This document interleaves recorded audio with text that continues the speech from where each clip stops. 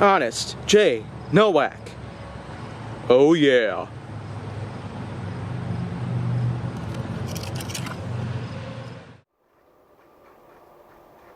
A pleasure to meet y'all at last, and welcome back to Honest J. Nowak. So today on Honest J. Nowak, let's go ahead and talk about IDs. Yeah, of course. The same kind of cards you happen to carry around with you on a daily basis. Whether it be driver's licenses, or memberships to certain clubs, gyms, or anything else in particular, or if it's just something that simply shows off a picture of you so that way the law can identify you as a whole and take you into custody, which it's a game changer of all sorts, but that's just how it works. Most of the time, whenever we carry IDs around with us, it's to pretty much ensure that we are going to be doing just fine out there in the public, but usually within the confines of some spaces like our own homes, it's not typically something that we would be able to use. Especially if not many places out there would want to use your IDs in any sorts. But of course, there's also the kind of people that would happen to make fake IDs. Even the best out there, the high quality fakes of all sorts, there are people who do that. And there are in fact people who are willing to buy any of them.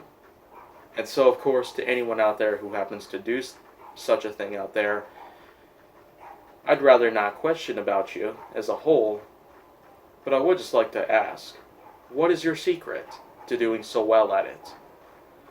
But right now, getting back to IDs as a whole, I feel like that right now, the majority of IDs out there are typically being used as driver's licenses or as state-issued, just so they're able to keep track of your own identity whenever possible. Of course, it does contain some important info, including a phone number, an email address, a home address, a date of birth, a social security number, and of course an ID number that happens to correspond with the kind that's pretty much assigned it to you. But now, I don't know if I want to go that deep on it, but of course, even with my own ID, my own driver's license, my own anything in general, documents of all sorts, I do happen to keep them with me because, of course, they're not only my property, but they're also gateways to a whole lot of possibilities out there within the confines of the workforce or within anything else that takes place.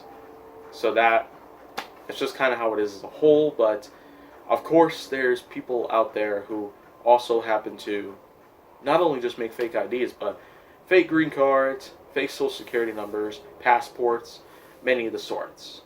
And of course I might be able to get to each of those in a little while. So, but those are just other episodes that are pretty much waiting to be made.